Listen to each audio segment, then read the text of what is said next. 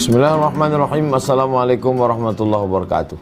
Tema kita pada pagi hari ini, cinta Nabi Muhammad SAW kepada umatnya. Misalnya, nanti anak ibu, anak bapak nanya, Nabi Muhammad itu cinta tidak sama kita?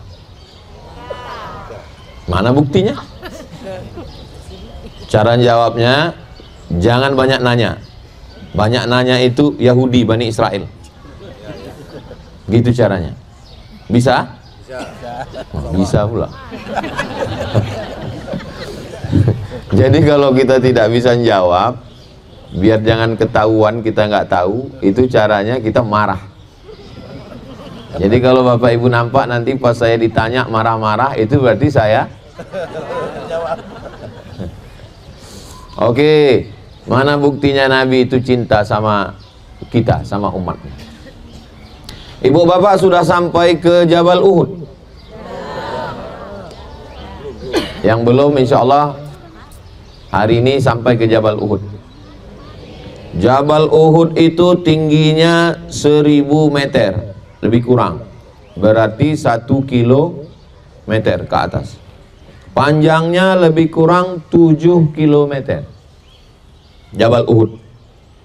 Kemudian berhadapan dengan Jabal Uhud ini ada bukit kecil. Di atas bukit itu para pemanah. Pemanah itu bahasa Arabnya rumat. Disebut dengan Jabal Rumat karena di atasnya ada para pemanah. Lalu kemudian kata Nabi, kalian yang berada di atas ini, pemanah ini 70 orang lebih kurang. Kalian siap siaga manah dari atas.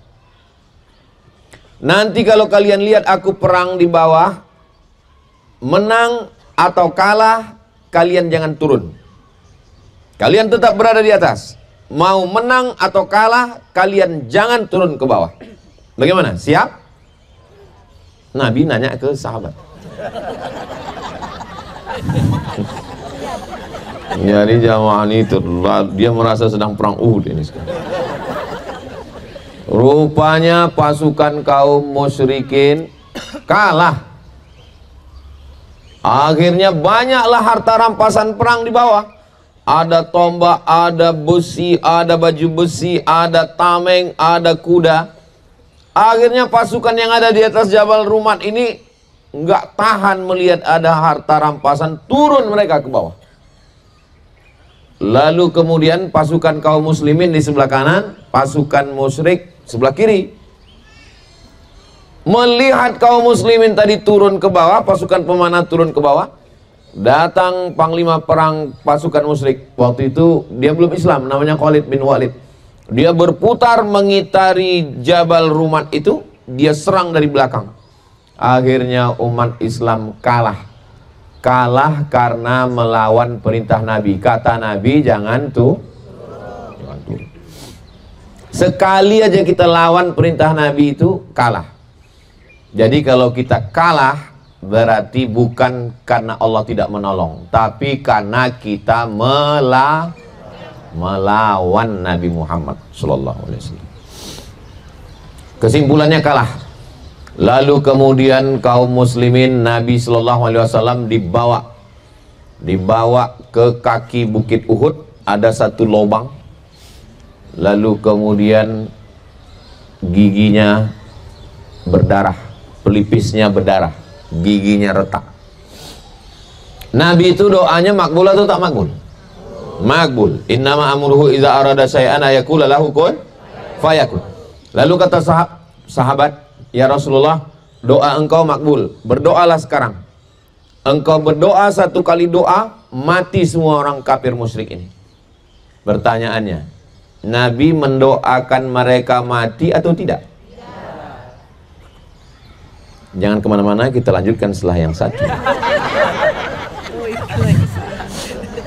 Begitu kalau ada iklannya. Ternyata Nabi tidak mendoa. Seandainya dibalik. Kejadiannya yang ngalami saya. Tiba-tiba saya dikasih tahu, Abdul Somad, doa kau makbul. Lalu kemudian jamaah minta ke saya, Ustaz Somad, berdoalah kepada Allah supaya orang yang ngejek-ngejek Ustadz di YouTube, di Instagram itu mati semuanya. Kira-kira kita doakan atau tidak?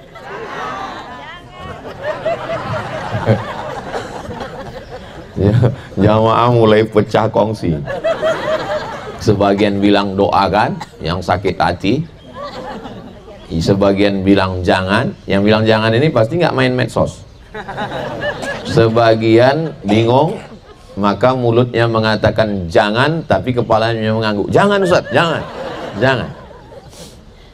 Nabi tidak memanjatkan doanya yang makbul itu. Lalu kenapa Nabi tidak mendoakan supaya orang ini semuanya mati? Karena kata Nabi, aku simpan doa yang makbul, yang mujarab itu syafaatan li ummati yaumal qiyamah, supaya menjadi syafaat penolong untuk kita semua. Giginya patah, pelipisnya berdarah, dia bisa tahan untuk syafaat kita nanti pada hari kiamat. Padahal kita belum lahir. Jadi kalau begitu Nabi itu sayang atau tak sayang? Kira-kira nanti kalau anak-anaknya, mama, ayah dari Madinah, iya. Ziarah ke makam Nabi, iya. Katanya Nabi itu sayang sama kita, sayang. Mana buktinya? Bisa diceritakan? Kalau bisa ceritakan, kalau tidak bisa share aja video ini. Ini sedang direkam. Nanti diupload di channel Ustadz Abdul Somad Official. Subscribe, like, share, and comment.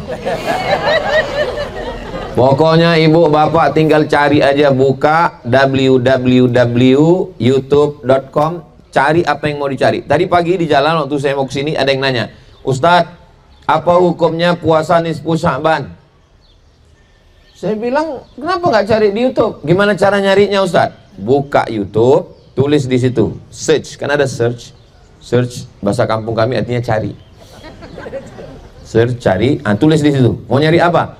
Puasa nisfu Sya'ban, tulis di situ, UAS nisfu Sya'ban. Saya mau nyari aliran sesat Ustadz, UAS aliran sesat. Dapat semua, gitu caranya. Mudah atau tak mudah? Ternyata salah satu bukti Nabi cinta sama kita adalah doanya dia simpan. Tidak membalaskan dendam, patah gigi, pelipis berdarah, tapi dia simpan syafaat untuk kita. Makanya nanti begitu kita berada di padang mahsyar, yang pertama dapat syafaat adalah umat Nabi Muhammad sallallahu alaihi wasallam. Umat Nabi Musa, umat Nabi Isa, umat Nabi Ibrahim, umat Nabi Nuh. Yang pertama dapat syafaat uzma adalah umat Nabi Muhammad sallallahu alaihi wasallam. Ini yang di hadapan saya ini umat Nabi Musa apa umat Nabi Ibrahim? Umat Nabi Muhammad. Terus nanti pas di akhirat, gimana cara membedakan ini umat Nabi Muhammad dengan ini umat Nabi Musa? Memangnya pakai batik? Kalau ini berarti ini Petrafel nggak boleh sebut. Kalau sebut satu sebut semua. Nanti sakit hati. Memangnya kita pakai syal di akhirat itu nanti? Bagaimana cara membedakan ini umat Nabi Muhammad bukan? Kata Nabi, ghurril muhajjalin. Apa itu? Wajahnya bercahaya, tangannya bercahaya, kepalanya bercahaya, telinganya bercahaya, kakinya bercahaya. Itulah tanda umat Nabi Muhammad SAW. Bercahaya bekas apa pula skincare? Cahaya bekas. Maka kalau kamu mau cahayamu itu terang lama, maka pertahankanlah wudhu. Alhamdulillah, selama kita di kota Madinah ini, wudhu kita dari maghrib ke isya nggak batal. Kenapa? Karena malas keluar masjid. Tahan sampai biru muka nahan kentut.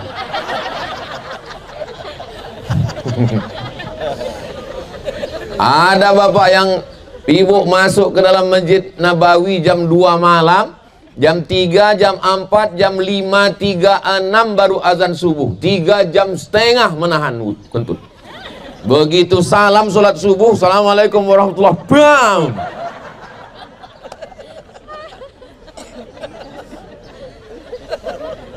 Kata jamaah, kok tahu Ustaz ini ya? Jangan Ustaz ini dapat bocoran ini. Enggak, saya enggak pernah setan. Saya tidak pernah menahan kentut. Saya kalau mau keluar saya.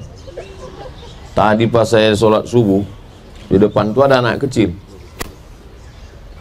Tiba-tiba rakaat kedua anak kecil itu keluar. Mungkin terkentut dia. Saya pernah bawa keponakan beberapa tahun yang lalu. Pas sedang sholat dia keluar. Cemas kita. Karena ya dia tak tahu tempat wudhu. Kalau dia nyasar, entah kemana, entah cemana lah anak kecil itu tadi. Mudah-mudahan Allah menjaga semua anak-anak kita semua. Ada pula bapak-bapak bilang, saya nggak khawatir anak saya Pak Ustadz, karena anak ini kalau nyasar pulang. Istri saya nih kalau nyasar nggak pulang-pulang. Mudah-mudahan semuanya dijaga Allah SWT. Mana tahu kejadian na'udzubillah nyasar, nggak tahu jalan pulang, bahasa Arab nggak bisa, mudah aja. Cari polisi, bilang sama dia, ihdinas sirata. Tunjukkan kartu, ihdinas sirata. Tunjukkannya insya Allah. Nanti ditanyanya bapak sama ibu, daur kam itu artinya lantai berapa? Kalau kebetulan bapak lantai 3 bilang usolli fadl maghribi 3 raka'atin, itu lantai 3. Gimana yang agak payah sedikit kalau kebetulan lantai 7. Lantai 7 itu, tapi kalau orang cerdas mudah. Daur kam kata dia, al maghrib wal isya. Hebat, ini bahasa Arab itu bisa dipakai sekarang. Kalau ditanyanya SV artinya ada apa? SV waladhdallin. Saya termasuk orang yang sesat. Sampai mana tadi ceritanya? Bukti apa pula waladhdallin? Bukti cinta Nabi Muhammad SAW, patah giginya, berdarah pelipisnya, tak dia pikirkan. Doa makbul itu dia simpan untuk siapa? Untuk kita. Mudah-mudahan kita ini diakui sebagai umat Nabi Muhammad SAW. Oke. Lalu kemudian jenazah tadi dicari. Bugelimpangan jenazah di bawah Jabal Rumat itu. Tiba-tiba ada satu jenazah yang hidungnya digunting, telinganya dipotong, dicucuk pakai jarum, ditusuk Pak Ustadz, terserahlah, ditusuk pakai jarum, dijadikan leontin rantai, tulang belakangnya ditusuk pakai tombak, tembus sampai maaf ke selangkangan, dadanya dibelah, jantungnya dikunyah. Yang mengunyah jantungnya itu perempuan, namanya Hindun. Mohon maaf kalau ada ibu Hindun di sini. Kira-kira jahat atau tak jahat?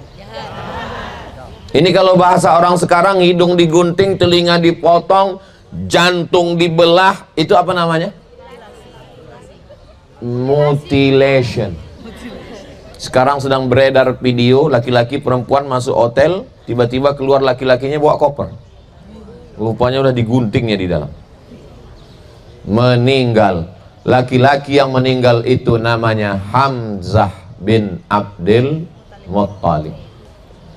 Ayah Nabi namanya Abdullah bin Abdul Muttalib, pamannya namanya Abbas bin Abdul Muttalib, pamannya namanya Hamzah bin Abdul Muttalib, pamannya lagi namanya Abu Talib bin Abdul Muttalib, pamannya satu lagi namanya Abdul Uzza bin Abdul Muttalib.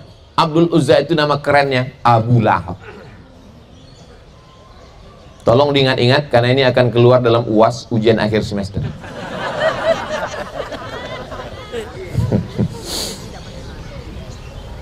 Lalu kemudian apa yang terjadi? Dimakamkanlah Hamzah di bawah Jabal Rumat, di kaki Bukit Uhud. Bapak Ibu sudah ziarah ke sana? Alhamdulillah. Yang belum, hari ini terakhir, karena besok siang kita akan ke kota suci Makkah Al-Mukarramah. Makanya kalau orang paham sejarah ini, dia menangis di atas Jabal Rumat itu, membayangkan telinga Sayyidina Hamzah digunting, hidungnya dipotong, ditusuk dengan tombak tulang belakang, dirobek jantung. menangis dia, assalamualaikum ya Sayyidana Hamzah bin Abdul Muttalib. Tapi sekarang apa yang terjadi di atas Jabal Rumat itu? Orang streaming macam mak lampir kena rukyah, karena dia tidak baca sejarah. Itulah pentingnya manasik. Lalu kemudian itu terjadi pada tahun ketiga. Tahun ketiga Perang Uhud itu tahun ketiga. Nabi Shallallahu Alaihi Wasallam tiba-tiba bertemu dengan orang yang membunuh Hamzah itu, yang menusukkan tombak ke belakang Hamzah itu. Namanya Wahsy. Siapa namanya? Wahsy. Wahsy. Kalau saya nanya, ibu yang ketakutan, bapaknya cemas. Kalau saya nanya, itu nggak usah dijawab, nanti saya jawab sendiri. Saya ceramah gitu. Siapakah namanya? Wahsy. Nggak usah jawab, saya jawab sendiri. Saya bukan penceramah yang suka nakut-nakuti jamaah. Nabi jumpa dengan Wahsy. Sekarang sebelum kita lihat bagaimana respon Nabi. Misal bapak punya paman. Paman bapak digunting hidungnya, dipotong telinganya, ditusuk. Tiba-tiba bapak ketemu dengan pembunuhnya. Apa yang bapak lakukan? Mau main bunuh aja. Misalnya ibu ketemu dengan pembunuh paman ibu, hidungnya digunting, telinganya dipotong, ditombak. Apa yang ibu lakukan? Marah. Apa yang dilakukan Nabi kepada Wahsy? Datang Wahsy ke Madinah menjumpai Nabi. Nabi bertanya, "Anta Wahsy?" Apakah kamu Wahsy? Naam. Hebat semua bahasa Arab. Naam aja orang. Anta Wahsy? Naam, saya Wahsy. Qatalta Hamzah? Kau yang sudah membunuh Hamzah? Naam. Nabi memegang dada Wahsy, mendoakan supaya dia dapat hidayah. Bisa Pak? Ibu bisa? Seandainya datang pembunuh paman saya, lalu saya tanya, kau yang membunuh pamanku? Iya, tunggu sebentar aku ke dapur. Apa yang kita ambil, Bu? Pisau. Pisau terlalu kecil, blender.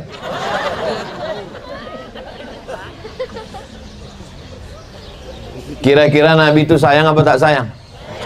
Sudah berapa buktinya? 2.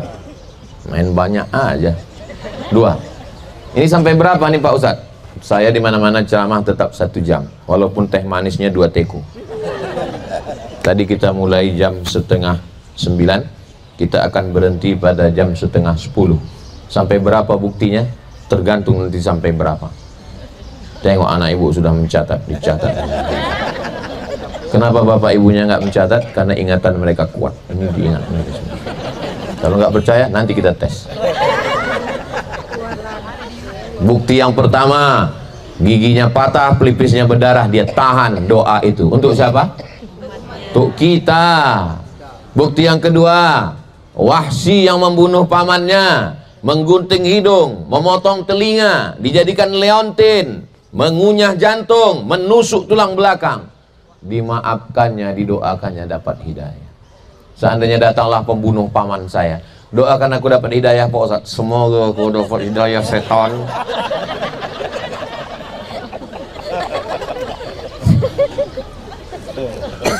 Jadi cinta Nabi itu bukan sekedar nangis di depan makam Nabi, assalamualaikum ya Rasulullah. Udah selesai dikasih tahu sama kawan, kau nangis dari situ. Iya, itu bukan makam Nabi. Salah udah. Masih jauh di sana. Makanya sebelum nangis itu yakinkan dulu. Yakinkan dulu memang betul-betul sudah sampai di depan itu. Sama macam orang nyium hajar aswad. Datang jamaah jumpai saya, Ustaz, katanya orang berdesak-desakan nyium hajar aswad. Terus pas saya tadi di sana kosong gitu. Habis itu saya tanya, sudut yang mana Pak? Yang itu. Itu rukun Yamani gue. Salah. Kita lanjutkan. Yang mengunyah jantung Hamzah itu namanya Hindun. Kalau kebetulan ada istri bapak namanya Hindun, jangan bapak pulang nanti bilang, kau yang mengunyah jantung Hamzah dulu. Kata si Hindun ini, aku tidak akan masuk Islam, kata dia. Kusumpahkan masuk Islam. Tak mau aku masuk Islam, kata Hindun. Tapi akhirnya Hindun masuk Islam. Datanglah orang, Hindun, katanya dulu kau tak mau masuk Islam, sekarang kenapa kau masuk Islam? Apa kata Hindun menjawab, aku tidak pernah masuk Islam. Terus Islam itu yang masuk ke hati. La ilaha illallah. Mau ku sambal belacan aja muncul. Andainya dia ngeles, aku tak ada masuk Islam, kata dia. Aku nggak tertarik masuk Islam itu. Terus Islam itu yang masuk ke dalam hati. Hindun akhirnya masuk Islam. Dan dia datang menjumpai Nabi. Tahun ke-8 Nabi pergi umroh. Di atas bukit Sofa Nabi duduk. Datang Hindun itu menjumpai Nabi, berdialog dengan Nabi. Apa kata Hindun waktu itu? Ya Rasulullah, wahai Nabi Muhammad, inna Aba Sufyan rajulun syahih. Suamiku namanya Abu Sufyan, orangnya pelit betul. Ada ibu yang macam ini mengalami keadaan? Enggak ada. Enggak yakin juga aku nih. Hunna libasul lakum wa antum libasul lahun. Istri menjadi pakaian bagi suami. Waktu saya tanya tadi, ada ibu-ibu yang mengalami macam Hindun? Enggak ada. Begitulah mereka pakaian yang menutupi semua kekurangan suami-suami. Inilah kalau istri-istri yang solihah-solihah. Enggak banyak kali punya amin. Adakah Nabi mengambil parang panjang lalu mencongkel jantung Hindun lalu dikunyahnya? Dimaafkan. Misalnya datanglah Hindun menjumpai bapak yang sudah mengunyah jantung paman, pakcik, angkel bapak. Apakah bapak memaafkan Hindun? Datang Hindun menjumpai ibu. Kata Hindun, aku yang sudah mengunyah jantung pamanmu, aku minta maaf. Ibu maafkan? Beratlah masuk surga kalau kayak gini. Datang Hindun menjumpai saya, Ustaz Abdul Somad, aku yang sudah mengunyah jantung pamanmu Abdul Somad, maafkanlah aku. Kira-kira Ustaz Abdul Somad memaafkan? Suuzon kalian. Orang sebaik ini kalian ragukan?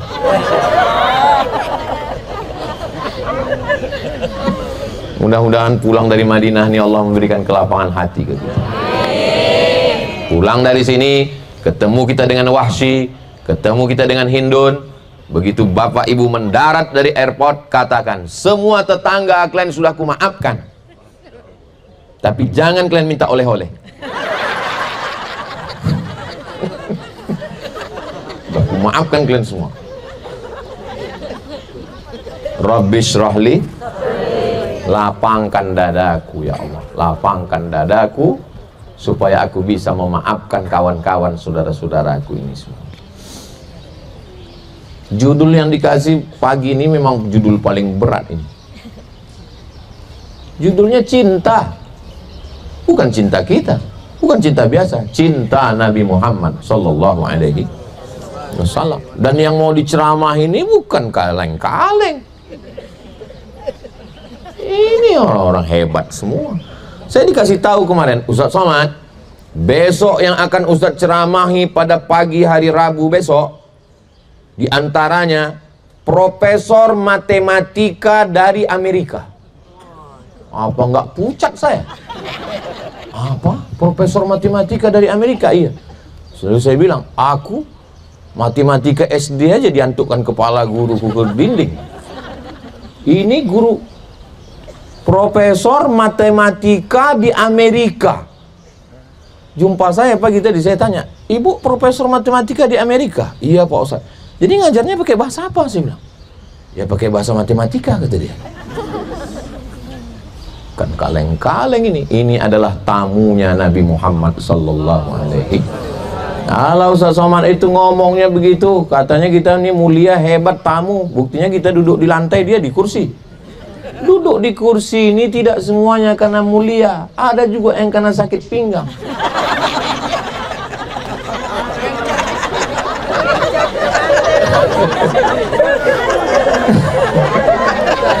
Betul kan, Pak? Betul kata orang itu. Lalu kenapa Ustaz duduk di atas kursi?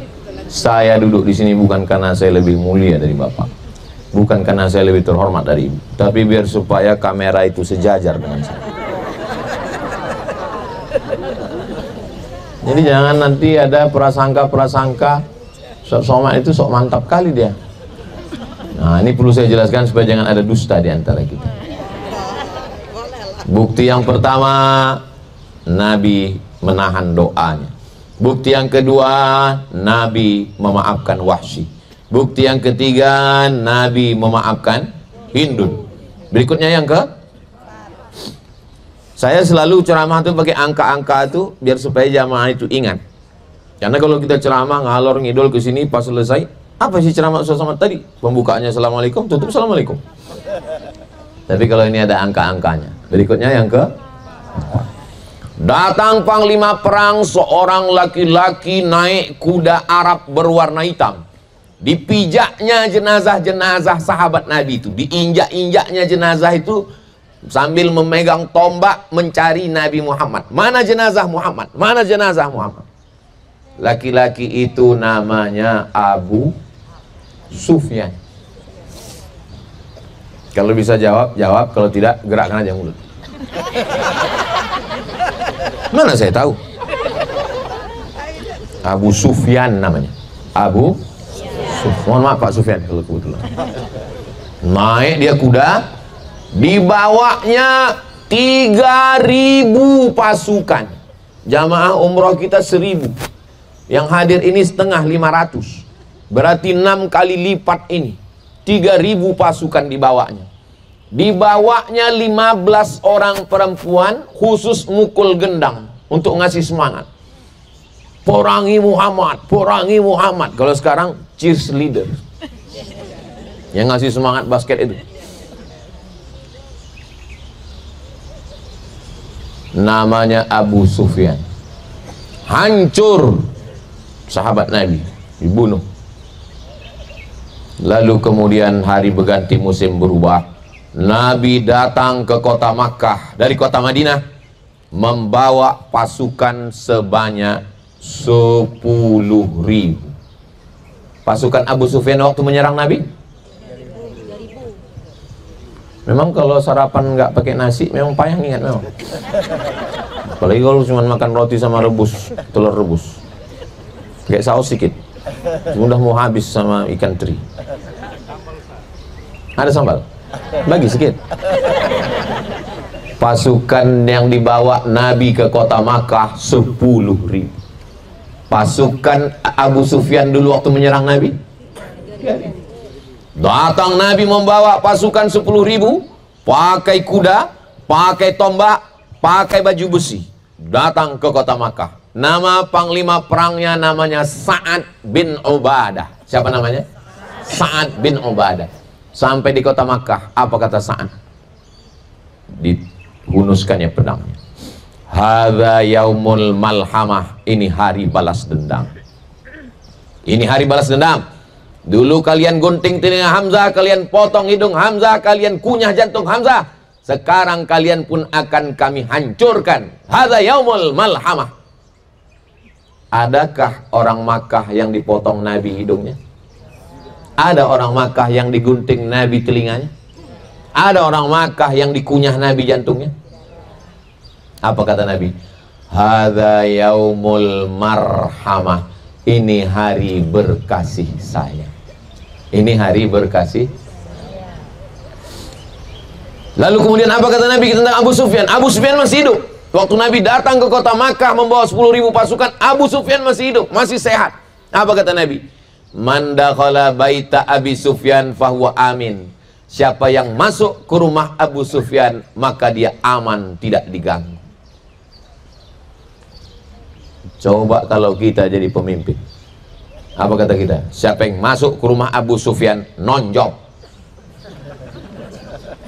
Siapa yang masuk ke rumah Abu Sufyan nggak dapat proyek? Nabi dengan lapang dada mengatakan, siapa yang masuk ke rumah Abu Sufyan? Abu Sufyan masuk Islam atau tidak masuk Islam? Masuk Islam. Abu Sufyan masuk Islam. Kalau sudah masuk Islam berarti dia mu'alaf. Kalau mu'alaf berarti dapat zakat. Berapa Nabi mengasih Abu Sufyan zakat?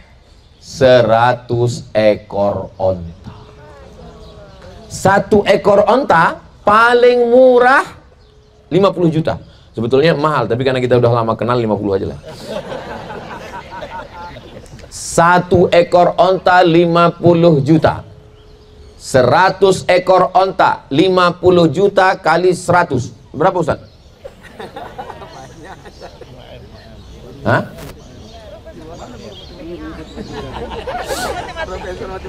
50 juta kali 100. Hah? Berapa? Alah, orang ini pura-pura tak bisa ngitung pula, padahal tiap hari ngitung berapa rial harganya. Berapa? Sampai rusak kalkulator. 5 miliar? Sikit kali. Hah? 50 miliar? Abu Sufyan dikasihnya 10 miliar. Yang membunuh pamannya, yang membawakan 3.000 pasukan, yang membawa kuda hitam mencucuk-cucuk jenazah, mencari jenazah mana. Waktu saya membaca sejarah ini, waktu itu masih muda. Sekarang masih muda juga. Cuman waktu itu sedang panas-panasnya. Waktu membaca itu saya letakkan buku itu. Sakit kali hati saya. Dimaafkannya. Saya mau Nabi Muhammad itu yang gangster. Saya mau Nabi Muhammad itu yang garang, yang gagah. Saya nggak mau Nabi Muhammad itu yang kok memaafkan dia. Nggak gua banget ini. Ternyata Nabi Muhammad memaafkan, bukan cuma sekedar memaafkan, mengasih 100 ekor onta. Kalau hitung harga termurah 50 miliar. Kira-kira ibu setuju atau enggak? Enggak setuju semua orang ini. Ini umat Nabi Muhammad apa umat Nabi apanya ini? Mudah-mudahan Allah mengasih kelembutan hati pada kita. Dapat kita aja cinta Nabi Muhammad itu sebesar ujung rambut, sebesar ujung jarum, sebesar ujung tombak, sebesar ujung tapak kaki semut yang hitam di dalam lumpur yang hitam di malam yang kelam. Mudah-mudahan pulang dari sini cinta Nabi Muhammad itu melekat ke hati kita. Alhamdulillah Pak Ustadz, aku sejak pulang dari umroh ini lembut aja hatiku Pak Ustadz. Nggak ada lagi marah, nggak ada apa-apa Pak Ustadz. Datang tetangga, Pak Haji, anak gadis Pak Haji dibawa si Anu. Udah ku ikhlaskan. Itu bukan cinta, itu goblok. Umat Islam ini bukan berarti kalau udah cinta itu bawaannya melo. Bukan itu maksudnya. Kalau maaf, maaf. Tapi kalau masanya tegas, dia juga mesti tegas. Bapak juga mesti tegas, ibu juga mesti tegas. Bu, kok tengok suami ibu dilarikan pelakor. Memang udah lama mau ku bilangkan dia dari hidup. Mau kalian ambil lah. Mudah-mudahan suami ibu dijaga Allah semua. Wah, takut kali orang ini hilang. Sudah berapa bukti cinta Nabi sallallahu alaihi wasallam? Begitulah Nabi Muhammad SAW memuliakan. Lalu kemudian yang kelima, Nabi naik, dihancurkannya di Ka'bah, dalam Ka'bah, samping Ka'bah, keliling Ka'bah, semuanya Tuhan. Tuhan apa hantu? Tuhan. Tuhan yang disembah oleh orang kafir musyrik semuanya total 360 Tuhan. Ada Tuhan yang terbuat dari batu, ada yang terbuat dari kayu, ada yang terbuat dari tepung terigu. Diadon tepung terigu itu dengan minyak sapi, minyak samin. Setelah itu dibuat bentuk orang besar disembah. Oh Tuhan, pas giliran lapar dicuilnya sedikit. Tuhan dari tepung terigu, maka mereka disebut dengan jahiliyah. Kenapa jahiliyah? Mereka kan orang pintar, mereka kan bisnismen, mereka kan ekspor impor. Mereka bukan bodoh dalam bidang dagang. Dalam bidang dagang mereka pintar. Mereka jahil dalam bidang Tuhan. 360 Tuhan dihancurkan semua, dibersihkan. Lalu kemudian Nabi berdiri di hadapan orang Makkah yang dulu mengusir dia, yang dulu mengejek dia, yang dulu menyiramkan kencing onta, yang dulu menyiramkan kotoran onta, yang dulu melempar. Apa kata Nabi SAW? Madza tarawna anni fa'ilum bikum? Hai penduduk Makkah, kira-kira apa yang akan kulakukan terhadap kamu? Sekarang aku sudah menang.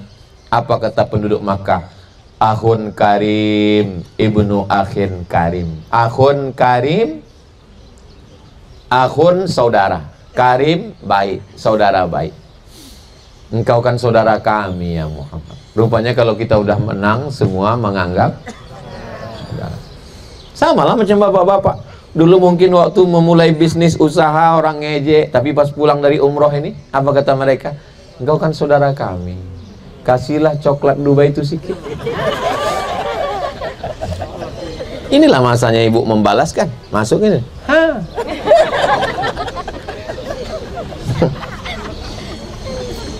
Dulu waktu ibu mulai usaha bisnis, diajak orang, sana usaha, iya tengoklah, kata dia. Tapi begitu ibu pulang umroh dengan bapak, apalagi bapak nanti pakai jubah kebesaran, karena memang ukurannya XL.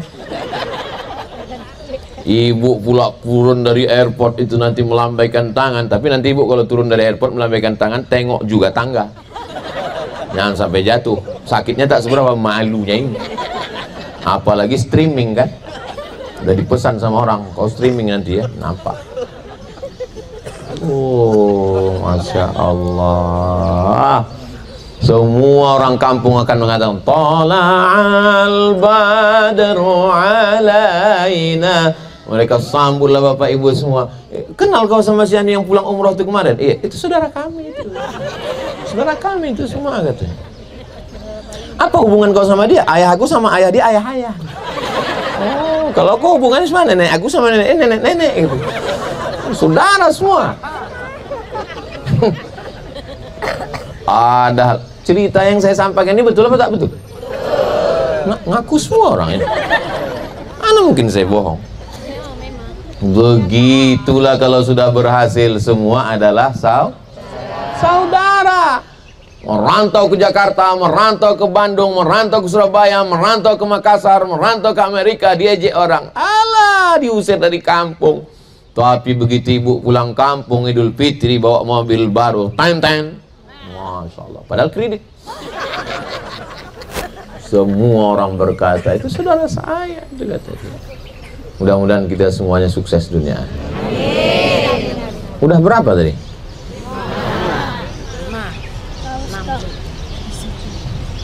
Sekarang sudah jam 9:22. Minum teh dulu sedikit ya.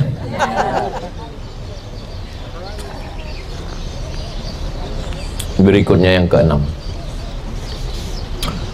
Nabi SAW setelah dibersihkannya Ka'bah, di dalam Ka'bah itu ada lukisan Nabi Ibrahim menyembelih anaknya Ismail. Dibakar lukisan itu karena takut disembah. Syukur alhamdulillah lukisan itu dibakar. Coba seandainya lukisan itu dulu tidak dibakar dan sekarang masih ada di museum, dimasukkan orang jadi AI, bergerak Nabi Ibrahim itu senyum. Kan lagi tren sekarang kan, foto-foto lama senyum semua. Iya kalau foto emak kita senyum, kalau emak orang. Nabi SAW dulu yang diejek, diolok.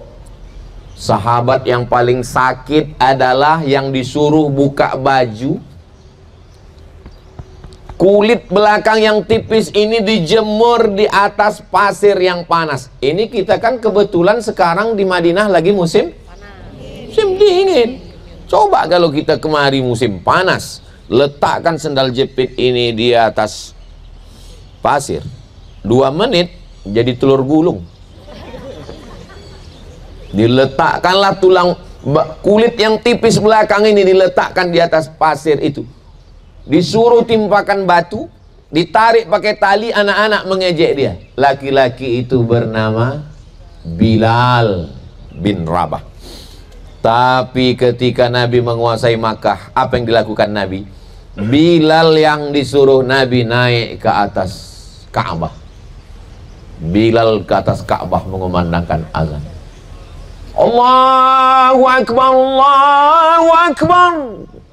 Tidak macam itu gaya-gaya saya aja. Naiklah Bilal itu mengumandangkan azan. Kenapa Bilal yang disuruh Nabi naik ke atas? Kenapa bukan Abu Bakar Siddiq? Abu Bakar Siddiq Quraisy mertuanya. Kenapa bukan Ali bin Abi Thalib? Abu Thalib, Ali bin Abi Thalib Quraisy menantunya. Kenapa bukan Utsman bin Affan? Utsman bin Affan orang kaya menantunya. Tapi yang naik ke atas adalah Bilal yang berkulit hitam. Yang kulit hitam itulah yang naik ke atas. Dialah yang mengumandangkan azan. Allah mau mengangkat derajat.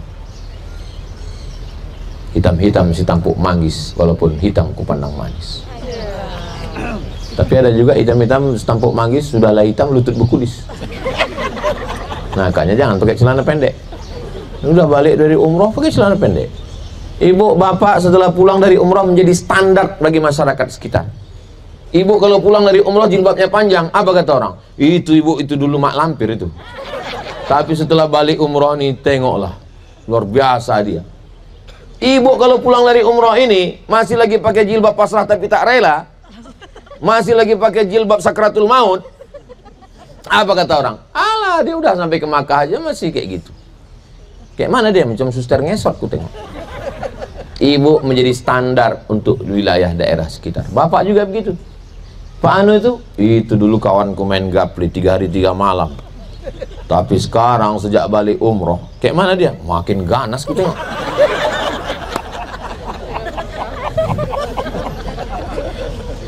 Bapak itu sejak balik umroh kemarin ku tengok, sholat Jumat jam 9 dia udah ke masjid. Rupanya jam belum dirubahnya. Masih jam Makkah. Makanya waktu balik nanti robah jam cepat. Bapak tuh balik.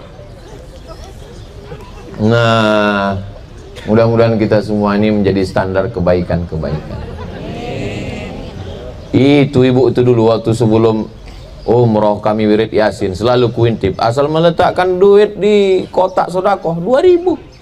Sejak balik umroh nih, masya Allah, berapa? 2.500. Jadilah ada perubahan. Kira-kira Nabi Muhammad itu cinta tak dengan umat? Kira-kira balik kita dari sini, cinta Nabi Muhammad ini ada tak ke hati kita? Jangan dijawab dengan lidah, begitu mudah menggerakkan anak lidah. Tapi kita tengok dari perbuatan kita. Kalau mudah kita memaafkan orang lain, mudah kita berbagi, mudah kita mengangkat derajat orang lemah, berarti sikit banyak balik dari Madinah nih ada cinta Nabi Muhammad itu kita bawa. Tapi kalau tidak ada perubahan, mudah-mudahan insya Allah ada perubahan, insya Allah. Masih ada waktu kita nanti malam etikaf, besok berangkat ya. Cuman siang ini, nanti malam, besok pagi. 3 ini cuman untuk mendapatkan cinta Nabi Muhammad SAW. Maka nanti minta, ya Rasulullah, berikanlah aku cintamu itu ke dalam hatiku, supaya pulang nanti aku semakin sayang kepada keluarga, kepada tetangga, kepada kawan, kepada sahabat, dan bisa memaafkan orang lain. Amin ya Rabbal. Ya Ustadz, enak lah Ustadz, kan sekolah di Arab. Kami ini nggak bisa bahasa Arab Pak Ustadz. Doa tidak perlu pakai bahasa Arab, doa pakai bahasa Indonesia. Yang penting itu 4. A'udzubillah, bismillah, alhamdulillah, sholawat. Sama-sama. A'udzubillahi minasyaitonirrajim. Bismillahirrahmanirrahim. Alhamdulillahi rabbil alamin. Allahumma salli ala sayyidina Muhammad wa ala ali sayyidina Muhammad. Udah. Habis itu minta apa yang boleh minta. Pakai bahasa Indonesia. Ya Allah, banyak kali utangku. Yang kuat-kuat. Jadi tanya kawan, berapa? Saya Pak Ustadz kalau berdoa pakai bahasa Indonesia kurang khusyuk Pak Ustadz. Saya pakai bahasa orang apa? Saya orang Jawa Pak. Apa doa pakai orang Jawa? Ya Allah, iki wis pirang-pirang dino bojone rong teko wis ngalur ngidul ngetan piye iki. Saya bukan orang Jawa Pak Ustadz, saya orang Minang. Pakai bahasa Minang. Eko banyak banan akan mintakan anak pertama ulun belaki, yang kedua ulun baca. Minta kepada Allah SWT. Cuman kalau doanya yang bersifat pribadi cukup dalam hati aja. Karena kalau tahu kawan sebelah, berdoanya yang terlalu detail. Ada orang berdoa ini terlalu detail. Ini aku mau jual tanah panjang 25 meter kali 30, sebelah kanan dengan Pak Kades, sebelah kiri Pak RW, depan jalan lurus. Harga 1 meter 25 juta, masih nego. Yang pula terlalu umum. Ada orang berdoa ini terlalu umum. Sebenarnya banyak yang mau kumintakan kepadamu, tapi rasanya tak perlu kusebutkan satu persatu, karena aku yakin kau tahu yang ku mau.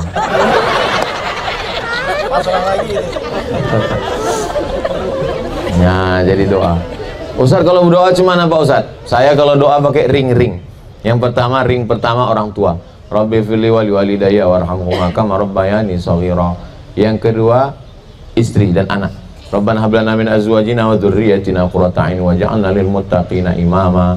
Yang ketiga, kawan-kawan sahabat.